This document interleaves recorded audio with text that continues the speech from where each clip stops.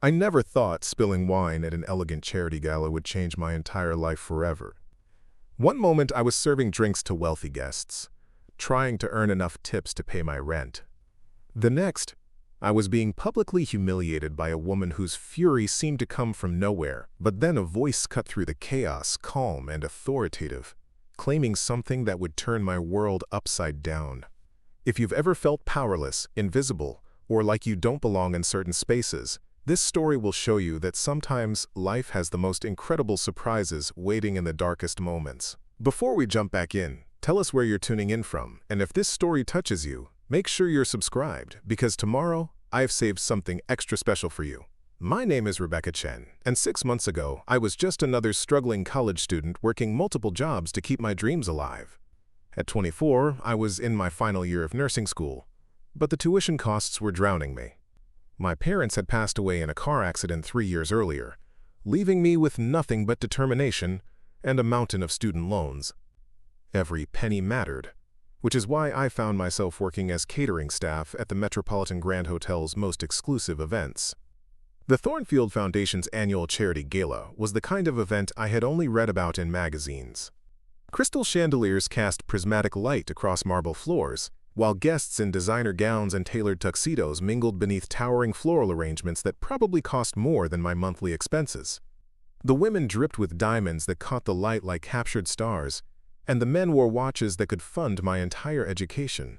I moved through this glittering world like a shadow, carrying trays of champagne and canapes, invisible to most of the attendees. Working these high-end events had taught me to read people quickly. There were the genuinely kind, wealthy folks who would smile and say thank you, treating service staff like human beings. Then there were the others, the ones who looked through you as if you were furniture, who made demands without acknowledgement, who seemed to believe that money gave them the right to treat others poorly. Tonight's crowd was a mixture of both, but I had learned to navigate these waters carefully. My uniform was crisp, my smile was professional, and I moved with the practiced grace of someone who had done this hundreds of times before. The ballroom was packed with over 300 guests, all gathered to support children's education initiatives. Ironic, considering I was struggling to fund my own education while serving them overpriced wine. The auction had just concluded, raising over $2 million for the cause, and the mood was celebratory. Laughter echoed off the high ceilings, and conversations buzzed with the energy that comes from people who have just done something good while enjoying themselves immensely. I was carrying a tray of red wine glasses through a particularly crowded section near the silent auction tables when it happened. A man in an expensive suit was gesticulating enthusiastically while telling a story, his arms moving in wide arcs as he described what seemed to be a business deal. I tried to navigate around him, but the space was tight, and other guests were pressing in from all sides. As I attempted to squeeze past, his elbow connected with my tray with surprising force. Time seemed to slow as the glasses tilted, the deep red wine arcing through the air like liquid rubies. I watched in horror as the wine splashed across the pristine white designer gown of a woman standing nearby. The silence that followed was deafening. Conversations halted mid-sentence as every eye in our section turned to witness the disaster. The woman looked down at her dress in shock, the dark red stain spreading across the expensive fabric like spilled blood on snow. The woman was probably in her 50s, with silver hair pulled back in an elegant chignon and jewelry that sparkled with obvious value. Her gown, now ruined, had probably cost more than I would make in 6 months of part-time work. But it wasn't just the monetary value. This was clearly a one-of-a-kind piece, the kind of dress that designers create specifically for events like this. The stain covered nearly the entire front of the gown, from the bodice down to the flowing skirt. For a moment, nobody moved. The man who had bumped into me had already melted back into the crowd, leaving me standing there with my empty tray, wine dripping from my hands onto the marble floor. The woman stared at her ruined dress, her face cycling through emotions, shock, disbelief, and then, finally, rage. When she looked up at me, her eyes were blazing with fury that seemed to burn right through me. "My dear, I am so sorry," I said, my voice barely audible over the murmur of the crowd that was beginning to form around us. "It was an accident. Please, let me help you clean that up. I'll pay for the dry cleaning, or whatever it takes to fix this." I reached toward her with my napkin. desperate to somehow make this right. But she stepped back as if I had tried to strike her.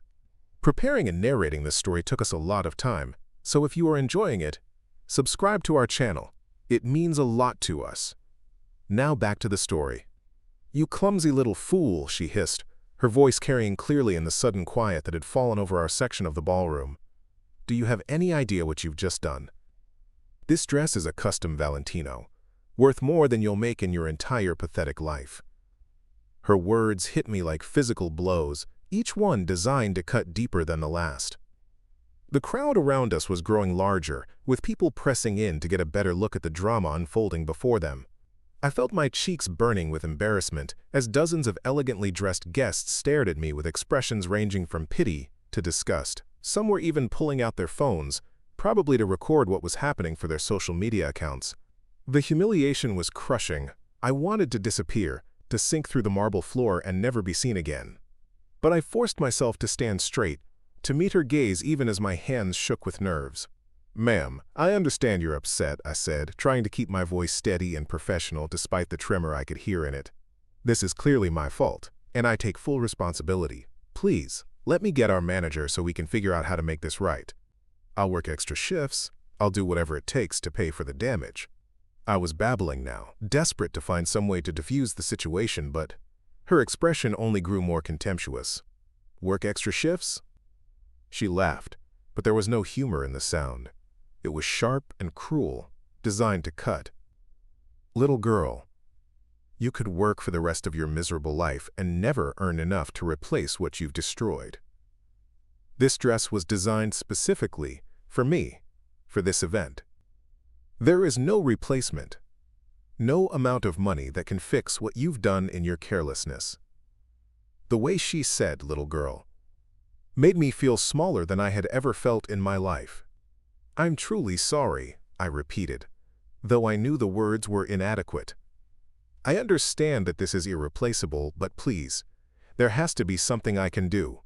Maybe the designer could create another one, or there might be a way to restore this one." I was grasping at straws, saying anything I could think of to try to make this situation less catastrophic, but she wasn't interested in solutions. "People like you," she said, her voice getting louder and more venomous with each word, "are exactly what's wrong with this world. You stumble through life creating chaos and expecting others to clean up your messes. You don't belong here, serving your betters, pretending you're worthy of breathing the same air as people who actually matter." The crowd was completely silent now, hanging on every cruel word she spoke. My eyes filled with tears that I desperately tried to blink back. I would not cry in front of all these people, would not give her the satisfaction of seeing me completely broken, but her words were like poison, seeping into every insecurity I had ever felt about my place in the world. Here I was, a scholarship student from the wrong side of town, working multiple jobs just to survive, being lectured about worthiness by someone who had probably never worried about money a day in her life. "You think you can just apologize and make this go away?" she continued, stepping closer to me now, her voice rising to ensure that everyone in the vicinity could hear every word. "You think your pathetic little job and your meaningless promises mean anything to someone like me? I could have you fired from every catering company in this city with a single phone call. I could make sure you never work another event like this again." The threat was clear and terrifying, because I knew she probably had the connections to follow through on it. I needed these jobs desperately. The catering work paid better than most part-time positions available to students, and losing these opportunities would mean dropping out of nursing school just months before graduation. Everything I had worked for, everything my parents had dreamed of for me, would disappear because of one terrible accident. The unfairness of it all made me feel sick to my stomach, but I knew that arguing would only make things worse. "Ma'am, please," I said, my voice barely above a whisper now. "I know I've made a terrible mistake, but please don't destroy my future over an accident. I'm a nursing student. I'm so close to graduating. These jobs are the only way I can afford to stay in school." I was begging now, my pride completely gone, replaced by the desperate need to salvage something from this disaster. "A nursing student?" she repeated mockingly. "Well, that explains the clumsiness. Perhaps you should consider a career more suited to your obvious limitations. something that doesn't require coordination or intelligence. The laughter from some members of the crowd was like knives in my chest. These people, whom I had been serving all evening with respect and professionalism, were now enjoying my humiliation as entertainment. That's when she raised her hand. I saw it happening, but couldn't quite believe it. Surely she wouldn't actually hit me in front of all these people. But her palm connected with my cheek with a sharp crack that echoed through the ballroom like a gunshot. The pain was immediate and burning, but it was nothing compared to the humiliation of being slapped in front of hundreds of the city's most influential people. The ballroom fell completely silent. Not just quiet, absolutely silent, as if someone had pressed a mute button on the entire world. I stood there frozen, my hand instinctively rising to my burning cheek, feeling the heat radiating from where she had struck me. I could taste blood where I had bitten my tongue from the impact. The woman stood there looking satisfied, as if she had just delivered an important lesson that I desperately needed to learn. "Maybe now you'll remember your place," she said, her voice carrying clearly in the absolute silence. "Maybe now you'll think twice before bringing your carelessness into spaces where it doesn't belong. People like you need to learn that there are consequences for your actions, that you can't just stumble through life expecting forgiveness for every mistake you make." Her words felt like a final judgment, a declaration that I was everything she said I was: worthless, careless, undeserving. I wanted to run. Every instinct in my body was screaming at me to flee this ballroom, to escape the staring eyes and whispered comments, to disappear from this nightmare and never come back. My cheek throbbed with pain, my eyes burned with unshed tears, and my heart felt like it was breaking into 1,000 pieces. This was supposed to be temporary work to fund my education, but it had become the scene of the most humiliating moment of my life. The crowd continued to stare, some with expressions of shock, others with barely concealed fascination at the drama they were witnessing. I could see phones being raised, cameras pointing in my direction, and I knew that by tomorrow morning, videos of my humiliation would probably be circulating on social media. The thought made me feel physically ill, but there was nothing I could do to stop it now. That's when I heard the voice that would change everything. It was deep, calm, and carried an authority that seemed to cut through the silence like a blade through silk. The words were simple, but they carried a weight that made everyone in the ballroom turn to see who had spoken. And what he said next would transform this nightmare into something I never could have imagined. "Touch my wife again and see what happens." The voice cut through the silence like thunder, deep and commanding in a way that made every person in the ballroom freeze. I turned, along with everyone else, to see a man walking through the crowd with the kind of presence that made people instinctively step aside. He was tall, probably in his early 30s, with dark hair and wearing an impeccably tailored black tuxedo that somehow looked different from every other tuxedo in the room. It wasn't just the quality of the fabric or the perfect fit, it was the way he wore it, with a confidence that suggested he was completely comfortable in any situation. But what struck me most wasn't his appearance. It was the way everyone around us suddenly seemed to shrink back, creating a path for him as he moved through the crowd. Conversations that had been buzzing with excitement about the drama suddenly died away. People who had been boldly recording with their phones quickly lowered them. There was something about this man that commanded instant respect, and I could see recognition dawning on the faces of several guests as they realized who was approaching. "Your wife?" the woman who had slapped me said, her voice betraying the first hint of uncertainty I had heard from her all evening. "What are you talking about? I don't know what kind of game you're playing, but this girl is nothing more than a clumsy waitress who ruined my dress. She works here, she's staff." The confidence in her voice was wavering now, though she was clearly trying to maintain her composure in front of the crowd. The man walked directly to me and, without hesitation, put his arm around my shoulders. I was so shocked I couldn't speak or move. I had never seen this man before in my life, yet he was claiming to be my husband in front of hundreds of people. His touch was gentle but possessive, protective in a way that made me feel safer than I had felt all evening. I could smell his cologne, something expensive and subtle that seemed to match everything else about him. "Yes, my wife," he said, his voice remaining perfectly calm, despite the electricity I could feel running through the crowd around us. "Rebecca has been working tonight as a favor to the foundation, not because she needs the job." She's been volunteering her time to help raise money for children's education while finishing her nursing degree. The way he said my name, with such familiarity and warmth, almost made me believe for a moment that we actually knew each other. "I don't understand," the woman said, but I could hear the fear creeping into her voice now. She was looking at the man more carefully, and I could see the exact moment when recognition hit her. Her face went pale beneath her expertly applied makeup, and her hand flew to her throat in a gesture of shock. "Oh my God," she whispered. "You are Marcus Blackwood." The name sent a ripple of whispers through the crowd. I had heard of Marcus Blackwood, of course. Everyone had. He was one of the youngest billionaires in the country, a tech entrepreneur who had built his fortune developing medical software that was used in hospitals around the world. His company had revolutionized how patient data was managed and had saved countless lives by improving diagnostic accuracy. He was known for being intensely private, rarely giving interviews or appearing at public events, which made his presence here tonight all the more significant. "Now you understand the situation," Marcus said, his voice still calm but with an edge of steel that hadn't been there before. "You just assaulted my wife in front of 300 witnesses. You humiliated her, threatened her career, and then physically attacked her because of an accident that wasn't even her fault." He gestured toward the man in the expensive suit, who had caused the collision in the first place. "That gentleman there bumped into her tray, but you were so eager to have someone to blame that you didn't bother to find out what actually happened." The ballroom was completely silent now, with every guest straining to hear every word of this confrontation. Camera phones that had been quickly hidden were slowly emerging again, as people realized they were witnessing something extraordinary. The woman who had seemed so powerful and intimidating just moments before now looked small and frightened, clearly realizing that she had made a terrible mistake.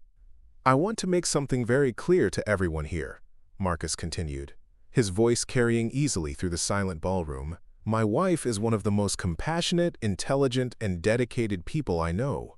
She's spending her final semester of nursing school working with pediatric cancer patients, helping children who are fighting for their lives. She volunteered to work tonight's event because she believes in the cause, not because she needs the money.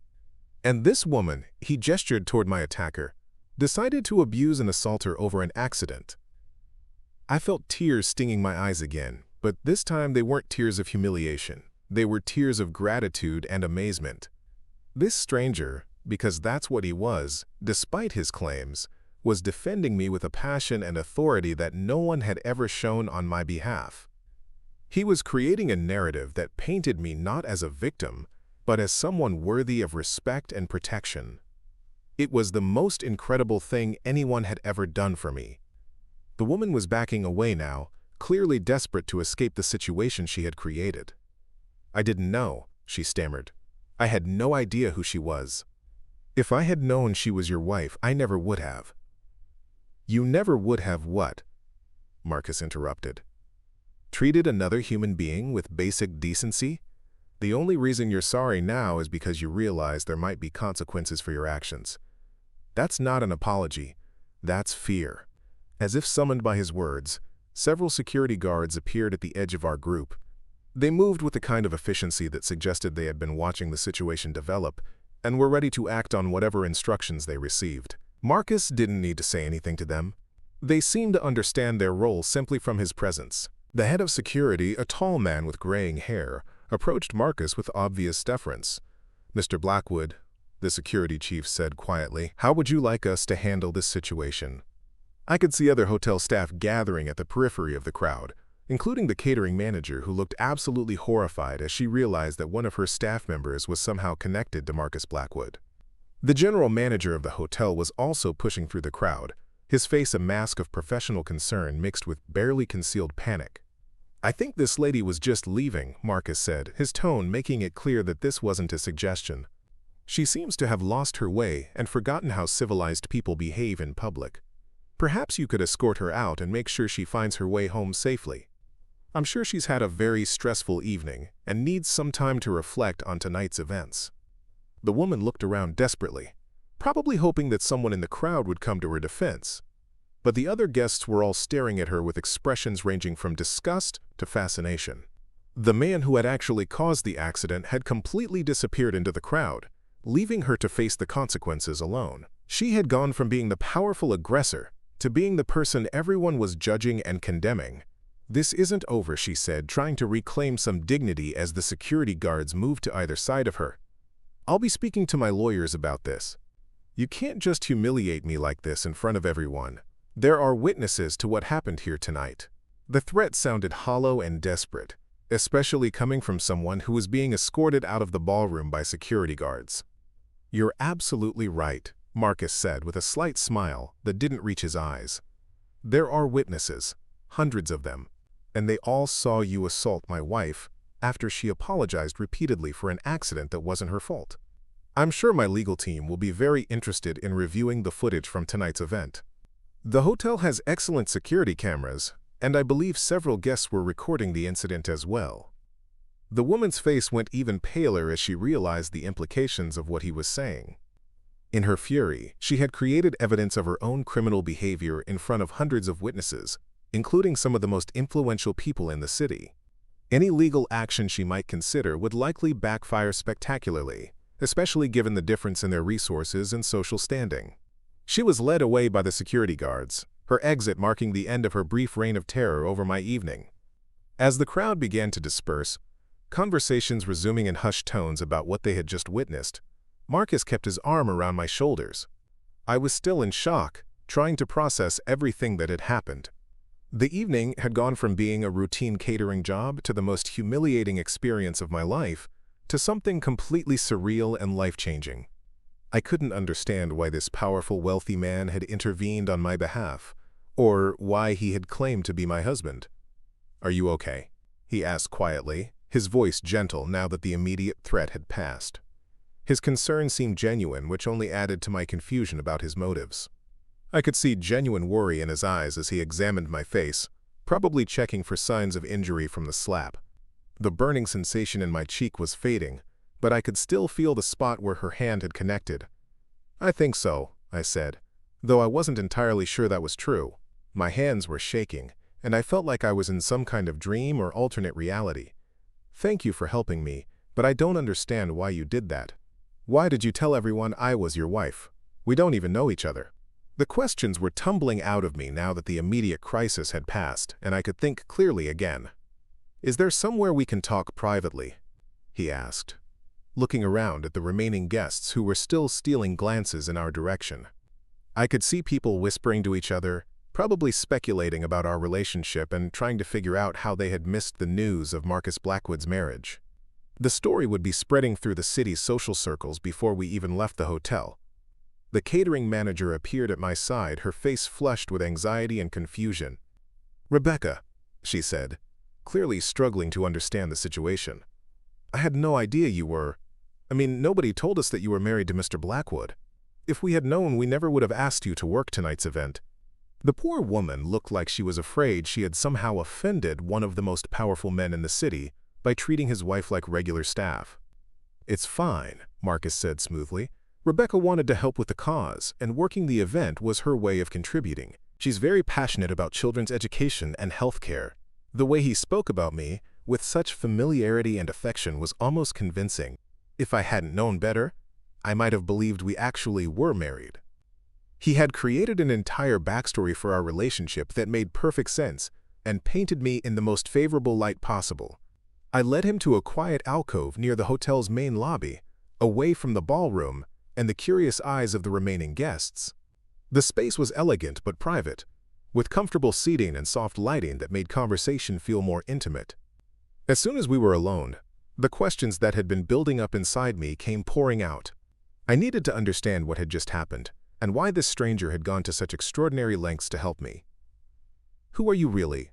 I asked, studying his face for any clues about his true motives. "I know who you are publicly, but why did you help me? Why did you lie about being my husband? What do you want from me?" The questions probably sounded rude, but I was too confused and overwhelmed to worry about social niceties.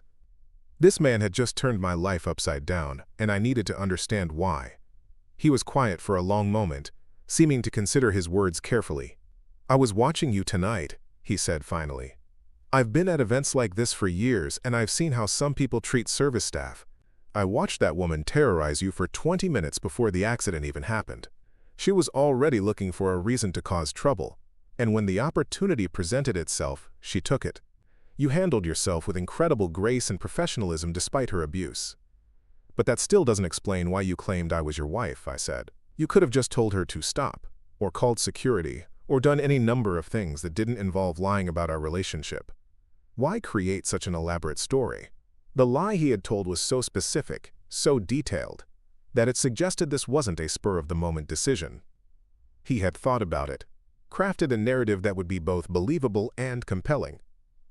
Because people like her only understand power and status, he said. If I had simply told her to stop, she would have ignored me or found some way to make your situation worse.